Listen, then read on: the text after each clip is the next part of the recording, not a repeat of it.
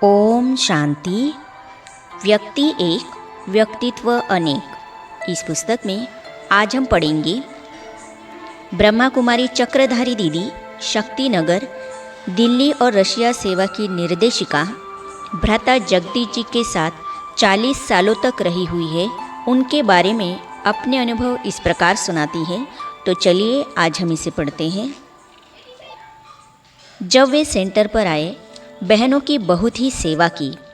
जब सर्दी के दिन आते थे तब भाई साहब छत पर 3-4 खटिया लगवाते थे और सब बहनों को वहाँ बुलाकर संतरे और शहद खिलाते थे। उनको जो चीज़ खाने में अच्छी लगती थी वही सबको खिलाते थे। जब रशिया वाले शक्तिनगर आने लगे तो भाई साहब कहते थे कि उनको पकोड़े और हलवा खिलाओ। मैं कहती थी, भाई साहब वे विदेशी हैं, ये कैसे खाएंगे? कहते थे, नहीं, यह तो भारत का व्यंजन है, यह उन्हें ज़रूर खिलाओ। उनसे मिलने कोई भी आता था तो उसको ज़रूर कोई न कोई सौगात देकर भेजते थे। मैं कहती थी, भाई साहब वो तो आपसे 2 मिनट मिलने आए हैं, ओम शांति करने आए हैं, उनको भी सौगात देनी है क्या? कहते थे, देखो वे बाबा के घर पर आए हैं, उनको खाली हाथ नहीं भेजना चाहिए। इतना ही नहीं, उन्होंने ऊपर छत पर एक किचन बनवाई थी। मैंने पूछा, भाई साहब खाना तो नीचे बनता है, आपने क्यों ऊपर एक छोटी किचन बनवाई है? कहा, देखो बहनें मुझे रोज़ खाना बनाकर खिलाती है, कभी कभी मैं भी कुछ बनाकर बहनों को खिलाऊं, इसीलिए बनवाई है। उनके पास एक भाई था सेवा में, उसके साथ मिलकर कुछ न कुछ सब्जी या कोई विशेष चीज़ बनाकर बहनों को खिलाते थे। वे खुद हमें परोसते थे, कमरे में चटाई बिछाते थे और हर एक के लिए एक एक चौकी रखकर हमें चटाई पर बिठाकर खाना खिलाते थे। कभी कभी क्लास में आने वाले छोटे बच्चों को बुलाकर खिलाते थे। कहते थे, यही कल बड़े होकर बाबा की सेवा करेंगे। उन बच्चों को अपने हाथों से खिलाते थे।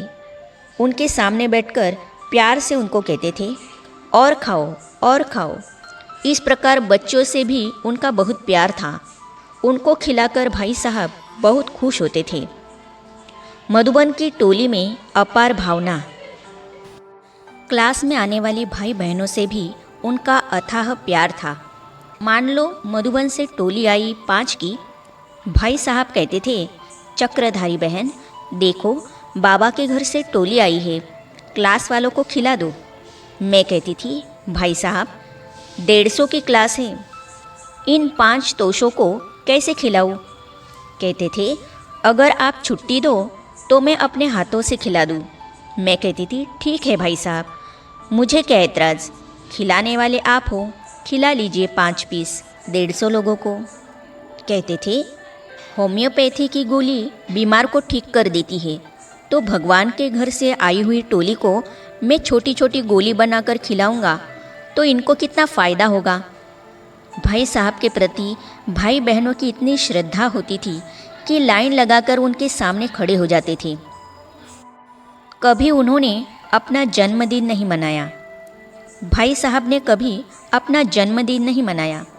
कभी बहनें सितंबर की 10 तारीख को याद दिलाती थी कि भाई साहब आज आपका जन्मदिन है, तो कहते थे, छोड़ दो, जब मर्जीवा जन्म हुआ उसी समय मेरा जन्मदिन भी हो गया। आप बताओ मेरा वो जन्म, मेरा नया जन्म कब हुआ, किस समय हुआ? हम सोच में पड़ जाते थे, क्योंकि उन्होंने कभी बताया ही नहीं था कि कब और किस समय उनका अलौकिक जन्म हुआ। कई भाई बहनें मेरे से यह प्रश्न पूछते हैं। कई भाई बहनें मेरे से पूछते हैं कि भाई साहब ने इतने साल कमलानगर और शक्तिनगर में सेवा की, इतने साल वहाँ रहे, जब मकान नया बना उनका एक कमरा क्यों नहीं रखा? भाई साहब का हमेशा यह विचार होता था कि मेरी यादगार में कोई भी चीज़ न हो। अपने होते हुए ही उन्होंने अपने सब कपड़े, यहाँ तक कि चप्पल भी क्लास में आने वाले भाइयों को बांट दी। कहते थे, मेरे नाम का कुछ भी यहाँ नहीं रहेगा। ग्लोबल हॉस्पिटल जाने से पहले शक्तिनगर में अपनी सब चीज़ें बांट कर आए थे। उनके नाम से कोई चीज़ रखना उनको बिल्कुल अच्छा नहीं लगता था। कभी कभी उनके नाम से कोई खाने की चीज़ निकाल कर रखते थे ना, वे नहीं खाते थे, सबको बांट देते थे और कहते थे मेरे लिए कोई चीज़ निकाल कर नहीं रखना। भ्राता जगदीश जी की भतीजी ब्रह्मा कुमारी मंजू बहन अमेरिका अपने चाचा जी के बारे में इस प्रकार सुनाती है। जब जगदीश भाई साहब ज्ञान में आए तब मैं 5 साल की थी। ज्ञान में आने के बाद उन्होंने घर पर आना जाना बिल्कुल बंद कर दिया था, ईश्वरीय सेवा में ही लगे रहते थे। इसलिए उसके बाद हमने उनको देखा ही नहीं। बस इतना पता था कि मुझे 4 चाचे हैं। सबसे छोटे चाचा भगवान के लिए घर छोड़कर चले गए। वे कहाँ गए, क्या करते हैं, कुछ भी पता नहीं था। लौकिक परिवार। हमारे सारे परिवार में सभी के घर दिल्ली के अलग अलग स्थानों पर थे। भाई साहब के माता पिता दिल्ली के देवनगर में रहते थे। उनके पिताजी का नाम था बुद्धराम जी, माताजी का नाम था गंगा देवी। भाई साहब के पिताजी बहुत ही सुलझे हुए पुरुष थे, बहुत कम बोलते थे। भाई साहब की माताजी भी बहुत सज्जन नारी थी, उनका भी बहुत सुलझा हुआ व्यक्तित्व था। ये दोनों आम लोगों जैसे नहीं थे।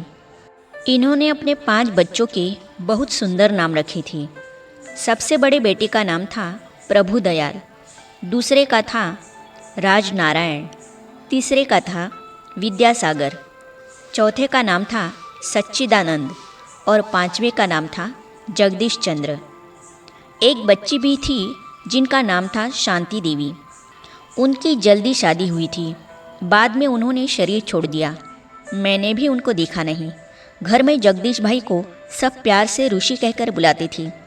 हमने भी उनको जगदीश चाचा कभी नहीं कहा, ऋषि चाचा ही कहते थे। सबसे छोटे होने के कारण जगदीश भाई घर में बहुत ही लाडले थे। जगदीश भाई को भी अपने माता पिता से बहुत प्यार था, खासकर माताजी से उनका प्यार बहुत था। जब मिलने घर पर आते थे, माँ के हाथ से ही खाना खाते थे। माँ की गोद में सिर रखकर छोटे बच्चे की तरह सो जाते थे। इतना प्यार था उनका माँ से।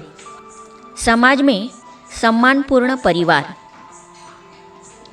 मैं सन 1990 में अमेरिका से एक बार दिल्ली आई थी। मेरे लौकिक पिता प्रभु दयाल जी ने कहा था कि इनके अर्थात भाई साहब के पास जाओ। उन्होंने मुझे पहली बार कहा था उनके पास जाओ। तब मैं शक्तिनगर में जाकर उनसे मिली। इनकी शक्ल भी हमारे पिताजी जैसी ही थी। इन 5 भाइयों का स्वभाव व्यवहार इतना अच्छा था कि बात मत पूछिए। इस सम्मानपूर्ण परिवार का समाज में कुल में बहुत सम्मान होता था। इनका बहुत ही सुसंस्कृत, पढ़ा लिखा और ऊंचे पद वालों का परिवार था। मेरे पिताजी प्रभु दयाल जी एडमिनिस्ट्रेटिव ऑफिसर थे, दूसरे राजनारायण जी स्कूल टीचर थे, तीसरे विद्यासागर जी अकाउंटिंग ऑफिसर थे, चौथे सच्चिदानंद जी एडवोकेट थे और 5वें जगदीश जी बीएड कॉलेज के प्रिंसिपल थे। आगे अपने अनुभवों में ब्रह्मा कुमारी मंजू बहन कहती है, मैं जगदीश भाई जी के 4 भाइयों को पहले ही जानती थी। इनको देखा तो लगा कि ये सभी सादे जीवन वाले ही हैं, जैसे इनके सब भाई हैं। तो इन अनुभवों को हम पढ़ेंगे अगली कड़ी में। तो ये जानने और पढ़ने के लिए इस चैनल को सब्सक्राइब करने के साथ ही साइड में जो बेल आइकॉन है उसे भी क्लिक कीजिए, ताकि आने वाली सभी वीडियो और अब तक की सारी वीडियो आप तक पहुंचती रहेगी। ओम शांति।